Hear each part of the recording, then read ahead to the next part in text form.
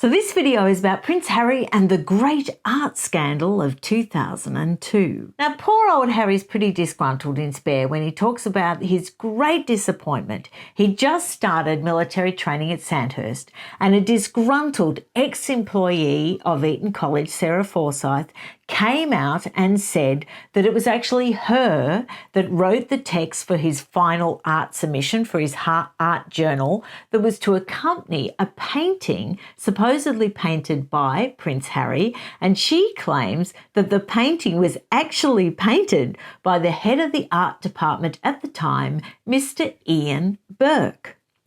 Now, she was dismissed at the time as a disgruntled ex-employee, but subsequent to that, about 3 years later, she was granted a payment of £45,000 by the court as for unfair dismissal. Her claim against unfair dismissal was actually settled, and I think that really Eton College just wanted her to go away and shut up. So, of course, that just made me look into it. So I looked into all the newspaper articles at the time. But first off, I am going to be fair, and I'm going to kick off with what Prince Harry had to say about this great art scandal.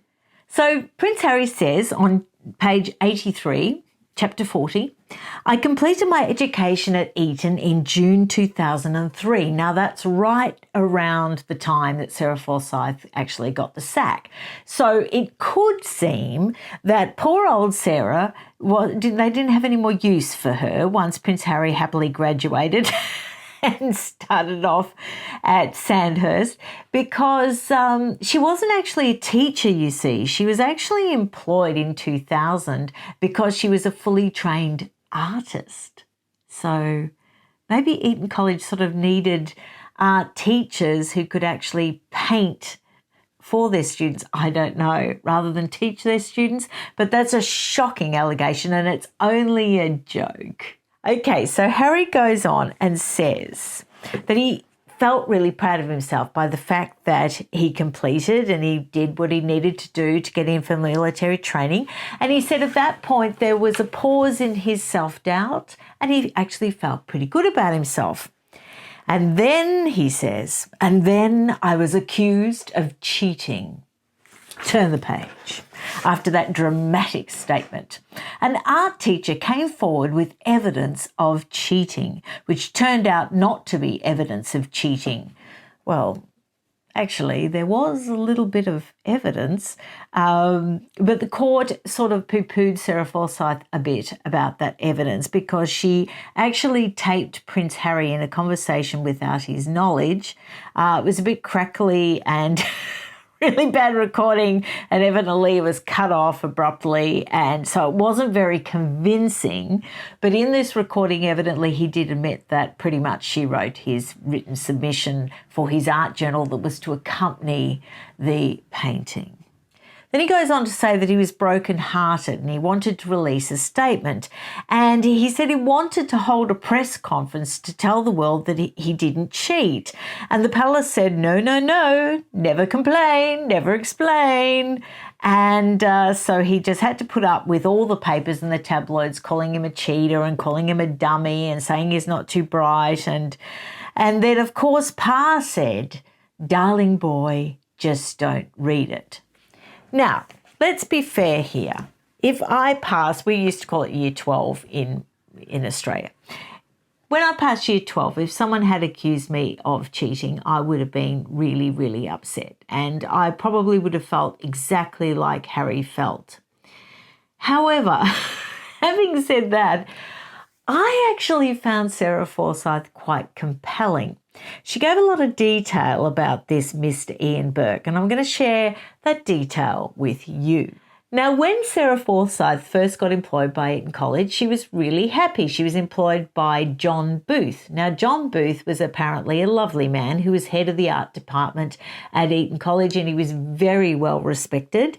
And he was the one who actually chose to put Sarah Forsyth on.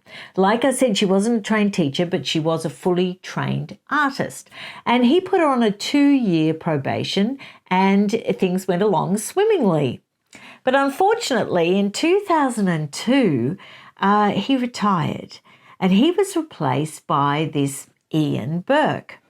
Now, John Booth later said to Sarah Forsyth that he was actually dismayed that he'd been replaced by Ian Burke because he had a bit of history with Mr. Burke, and the history went like this.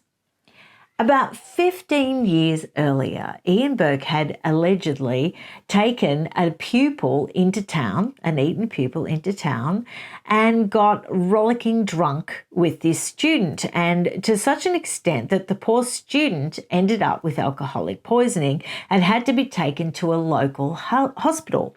Then it is alleged that Ian Burke, drunk and belligerent, got into an argument with the nurse at the local hospital because obviously Ian Burke would be trying to cover up what happened, and he wanted the student to be released into his care, which the nurse wouldn't do. Sounds like a very responsible and, professional nurse, really, doesn't it? If it was my child or teenager, I wouldn't want him released into the care of a drunk, belligerent teacher that shouldn't have gone out drinking with the pupil in the first place, if indeed this is provable and it happened. But this is what John Booth apparently told Sarah Forsyth. So we'll just go with the story. So evidently, Ian Burke got into a lot of trouble, was hauled in front of the headmaster, and he chose to resign at that point because he was facing an inquiry and probably was maybe been facing the sack, so he chose to resign to preempt it all. And then 15 years later, here he is back again and replacing John Booth as head of the art department. Now, Sarah Forsyth and Ian Burke did not get on from the get-go. She found him to be a bully, and she said that he constantly harassed her, humiliated her, and asked her to do inappropriate things, like write the text describing Prince Harry's painting for his accompanying art journal, that the moderator had to come to the school to view the painting and also read through this journal. She said that she wrote all the text describing the process of that painting and what it meant, and that later on that day she saw Prince Harry sitting next to Ian Burke, and they were sort of cutting and pasting bits of what she had typed out on the computer into Harry's art journal.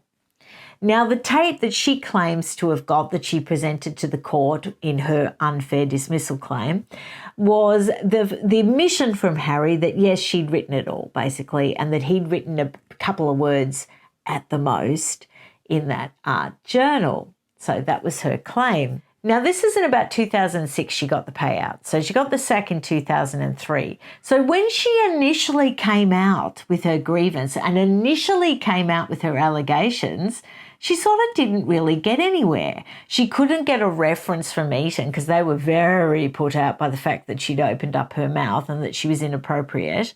And evidently she did do a few silly things at Eton. Well, she'd found out that she was going to be let go, that her contract wasn't going to be renewed, and she actually encouraged pupils in her class to do iron-on transfers on their shirts that showed some form of protest about the fact that her contract wasn't being renewed.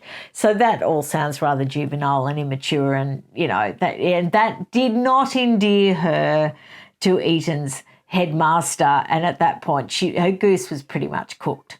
But for these 3 years, she kept up with these claims, and I think in the end they thought, let's just settle this and make it go away. So finally, the final tidbit about the teacher that supposedly, allegedly painted this painting for Prince Harry, he used to sit down and often paint for the students, for their final pieces that the moderator was going to come and see.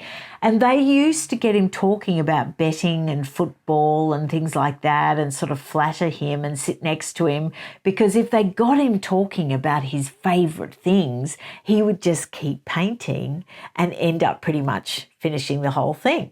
Now, I'm going to put up a picture of Prince Harry's painting, and you can see that it wouldn't be that hard to do, because I think that a lot of the figures within the layered paint is actually stenciling. So I don't think you would have to be a brilliant artist in order to create the stenciled sort of skeletal animals that are on the painting.